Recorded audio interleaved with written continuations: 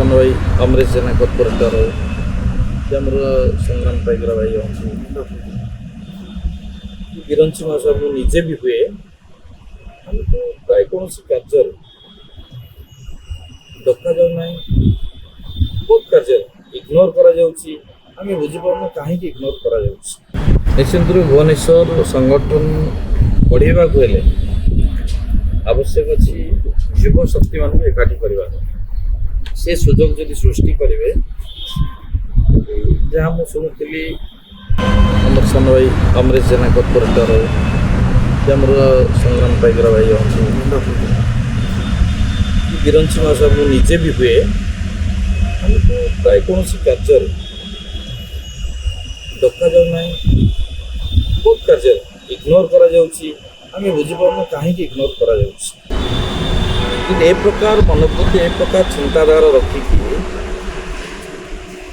କୌଣସି ଦଳୀୟ ବରିଷ୍ଠ କାର୍ଯ୍ୟକର୍ତ୍ତା କି ବରିଷ୍ଠ ନେତା ଯେଉଁମାନେ ଆମର ଆଗରୁ ଯଦି ପୂର୍ବରୁ ଥିଲେ ବର୍ତ୍ତମାନ ନାହାନ୍ତି ତାଙ୍କ ପ୍ରରୋଚନାରେ ଯାହା ଘଟୁଛି ଆଉ ଘଟିବାକୁ ଯାଉଛି ଏବଂ ତାଙ୍କ ପ୍ରରୋଚନା ଆମର ନବମ ଥର ସମ୍ମାନୀୟ ଶ୍ରୀଯୁକ୍ତ ନବୀନ ପଟ୍ଟନାୟକ ସଭାପତି ହେଲେ ତାଙ୍କ କାନକୁ ଯେଉଁ ଯାଉଛି ତାଙ୍କ ପ୍ରରୋଚନାରେ ଯେଉଁ ନେତାମାନେ ଅଛନ୍ତି ଠିକ୍ ନୁହଁ ବୋଲି ଆମେ ଅନୁଭବ କରୁଛୁ ଏବଂ ଏହାଦ୍ୱାରା ସଂଗଠନ ଆଗକୁ ଯିବ ନାହିଁ।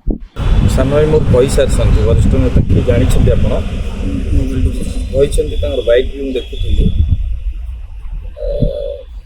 ବିଗତ ଦିନରେ ଅତୀତରେ ଯେହେତୁ ଅମରେଶ ଜେନା ଲଢ଼ିବାକୁ ଯାଉଥିଲେ ମଧ୍ୟ ନିର୍ବାଚନରେ ମୁଁ ବି ଏକାମ୍ର ନିର୍ବାଚନ ଲଢ଼ିବାକୁ ଆଶା ପ୍ରକାଶ କରିଥିଲି ଯେଉଁମାନେ ଆମକୁ ଉପରସ୍ତରରେ ଆମକୁ ଉପର ଲେବୁଲରେ ଆଲୋଚନା କରି ଚୁପଚାପ କରିଥିଲେ ଆମେ ବି ଚୁପଚାପ ରହି ଦଳୀୟ କାର୍ଯ୍ୟରେ ଲାଗିଥିଲୁ ସଂଗଠନକୁ ମଜବୁତ କରିଥିଲୁ। ତା ଅର୍ଥ ନୁହେଁ କିଏ ନିର୍ବାଚନରେ ଲଢ଼ିବାକୁ ଯଦି ପ୍ରସ୍ତୁତ କରାଗଲା ତାଙ୍କୁ ବିଭିନ୍ନ କାର୍ଯ୍ୟକ୍ରମରୁ ବାଦ କରିବ ଏବଂ ଦଳୀୟ କାର୍ଯ୍ୟରେ ଲିପ୍ତ କରିବେ ନାହିଁ।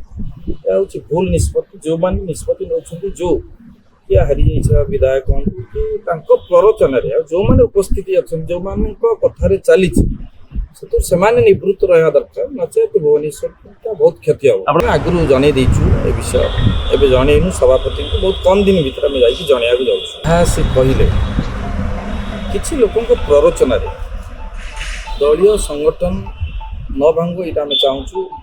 ବିଜୁ ଜନତା ଦଳ ଆଜି ଯେମିତି ଆଗକୁ ଯିବ ସମସ୍ତଙ୍କୁ ଏକାଠି କରିକି ଯିବାର ଯେମିତି ସୁଯୋଗ ସୃଷ୍ଟି କରିବ ସେ ପ୍ରକାର କାର୍ଯ୍ୟକ୍ରମ କରାଯାଉ। କିନ୍ତୁ ଏଇ ଯେଉଁ ଯୁବ ନେତୃତ୍ୱମାନଙ୍କୁ କୌଣସି କାର୍ଯ୍ୟରେ ସମ୍ପୃକ୍ତ ନ କରାଯାଇ ତାଙ୍କୁ ବାଦ କରାଯାଉଛି ସେଇଟା ଠିକ୍ ନୁହେଁ।